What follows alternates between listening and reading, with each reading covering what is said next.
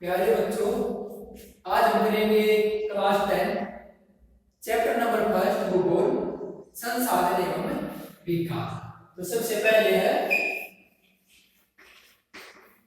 Class 10th आपकी भूगोल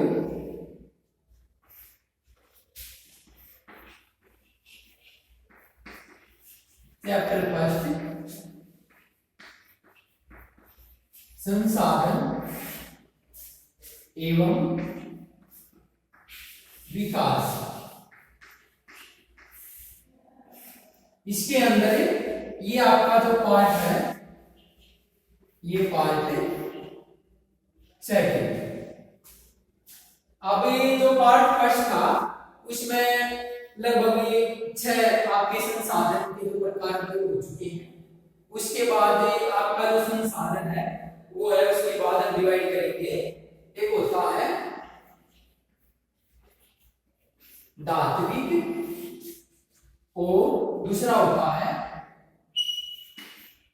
आपका अधात्विक।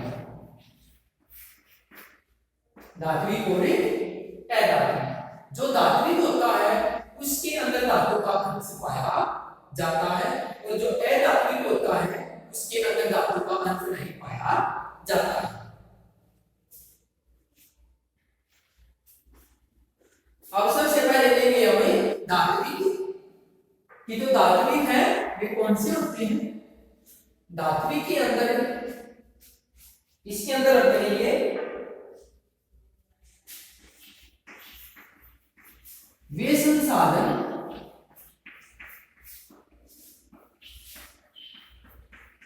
जिनके अंदर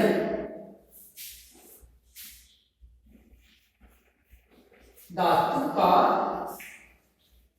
अंश पाया जाता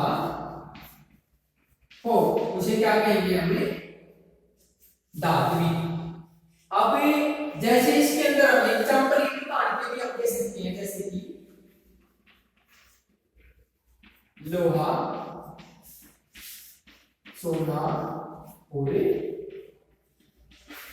चांदी। लोहा, सोना और चांदी। लोहे और सोने और चांदी के अंदर धातु का अंश पाया जाता है, तो ये क्या कहलाते हैं, धात्विक संसाधन। तो अब इसके बाद आपका अधात्विक संसाधन कौन से होते हैं।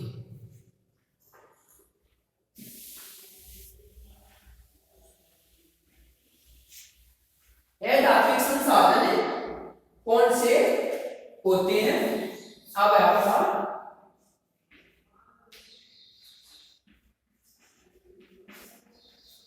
अधात्विक संसाधन।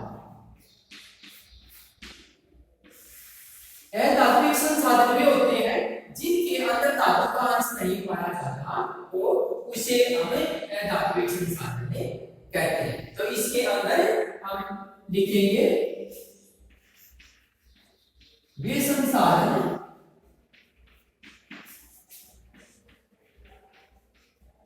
जिसमें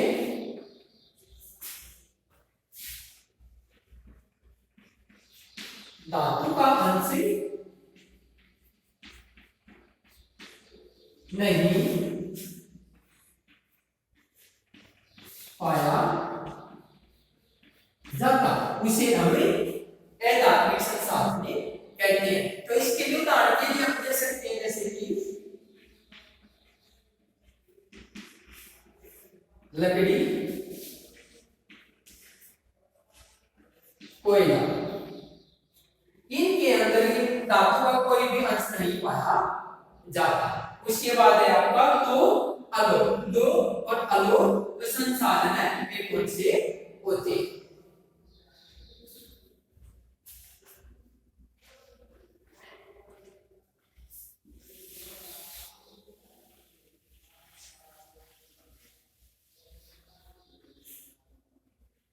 सबसे पहले आपका लो लो संसाधन कौन से होते हैं? वे संसाधन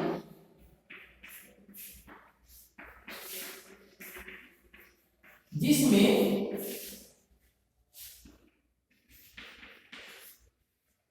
लोहे की मात्रा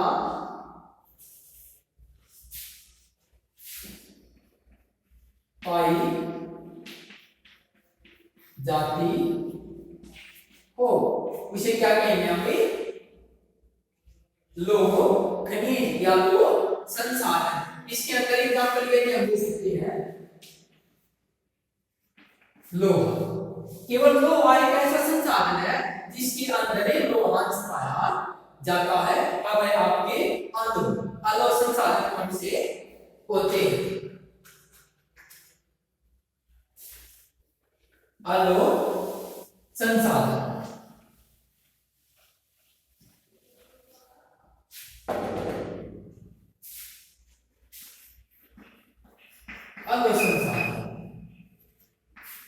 अणु संसाधन कौन से होते हैं? इसके अंदर हम लिखेंगे वे संसाधन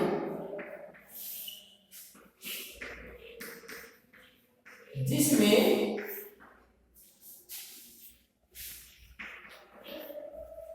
लोहे की मात्रा नहीं पाई जाती। वे संसाधन जिसमें लोहे की मात्रा नहीं पाई जाती। जैसे कि अब हम लेते हैं, जैसे उदाहरण के लिए हम लेते हैं सोना और चांदी। सोना और चांदी। सोने और चांदी के अंदर धातु तो होती है परंतु लोहे की मात्रा नहीं पाई जाती, तो इसलिए इसे हम क्या कहेंगे? अणु संसाधन। अब है उसके बाद है आपके कि जो संसाधन है वे हमारे किस प्रकार हमारे लिए किस प्रकार महत्वपूर्ण है। कोई अब है आपके लिए संसाधनों का महत्व।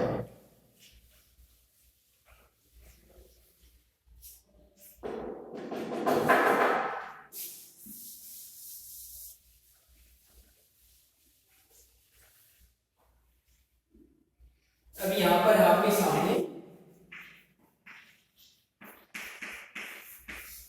संसाधनों का महत्व कि संसाधनों का क्या महत्व हमारे जीवन में। अब सबसे पहले जो संसाधनों का जो महत्व है वो हमारे लिए क्या है? इनसे हमें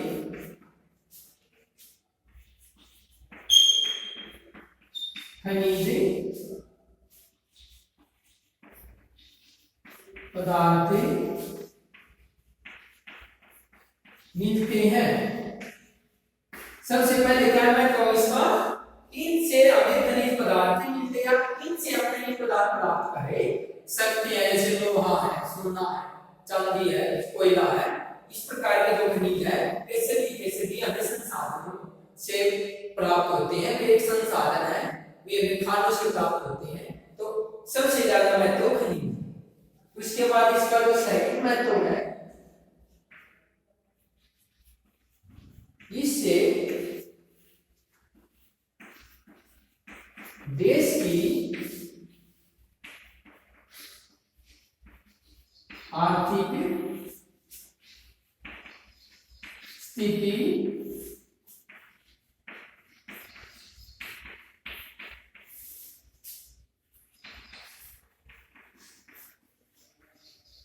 इनसे देश की आर्थिक स्थिति मजबूती होती है।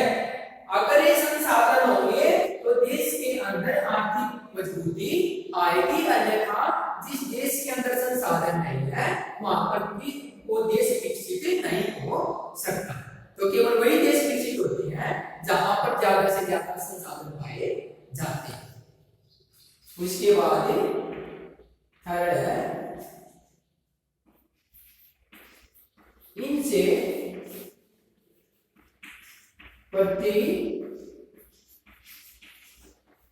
व्यक्ति आय में वृद्धि होती है। अगर देश के अंदर ज्यादा से ज्यादा संसाधन होंगे तो व्यक्ति उनका प्रयोग करके उन्हें हम विदेशों के अंदर निर्यात करके राष्ट्रीय आय में वृद्धि कर सकते हैं और राष्ट्रीय आय में वृद्धि करने के साथ साथ हम प्रति व्यक्ति आय में वृद्धि कर सकते हैं। तो ये आपके संसाधनों का महत्व है। उसके बाद है आपका आता है सौर ऊर्जा। सौर ऊर्जा किसे कहते हैं?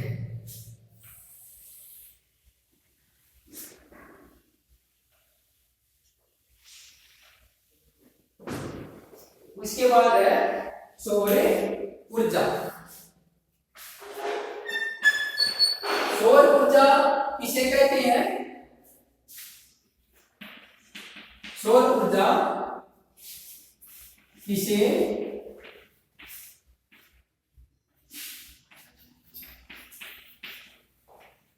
कहते हैं? अब जो सौर ऊर्जा है वो किससे प्राप्त होती है?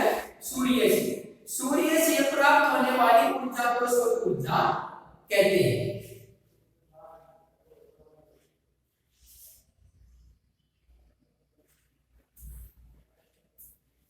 तो ये आपका इसको लिखिए हम, ये बनता है प्रश्न और इसके उत्तर में हम क्या लिखेंगे?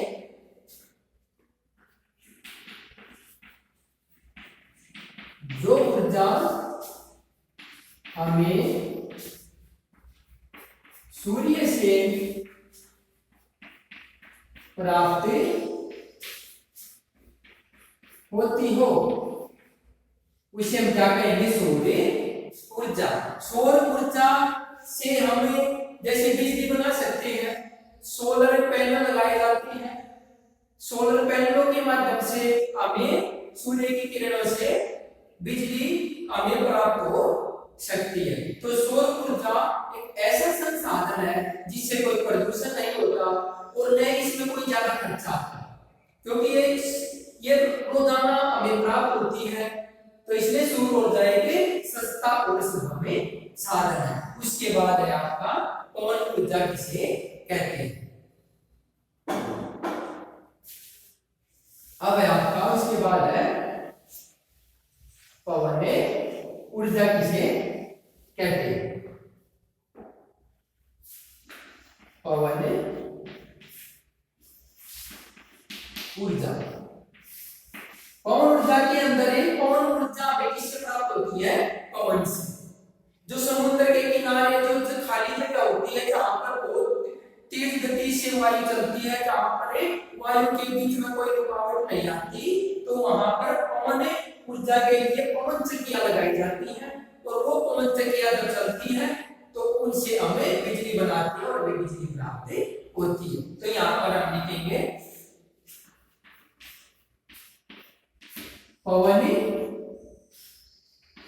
पवनों से प्राप्त ऊर्जा को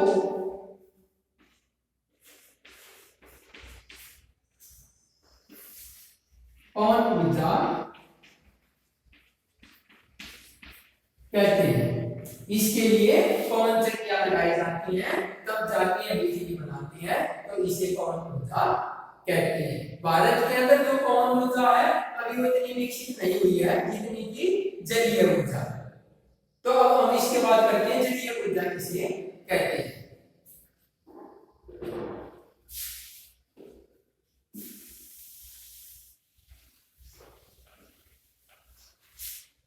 अब है आपकी जलीय ऊर्जा। जलीय ऊर्जा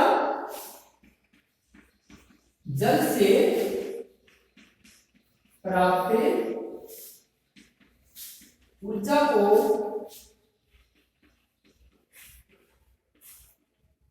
जलीय ऊर्जा कहते हैं। जल से ऊर्जा कैसे बनती है? जब पहाड़ों से जल गिरता है तो नीचे टरबाइन लगा दिए जाते हैं। टरबाइनें जब पानी ऊपर से गिरता है तो टरबाइनें ऑटोमेटिकली चलने लगते हैं और टरबाइनें से बिजली बननी शुरू हो जाती है। भारत के अंदर जल से प्राप्त ऊर्जा सबसे अच्छा, सस्ता और सुगम साधन है। इसके बाद उसी जल का सिंचाई के लिए प्रयोग किया जाता है, तो इसे कहते हैं ऊर्जा।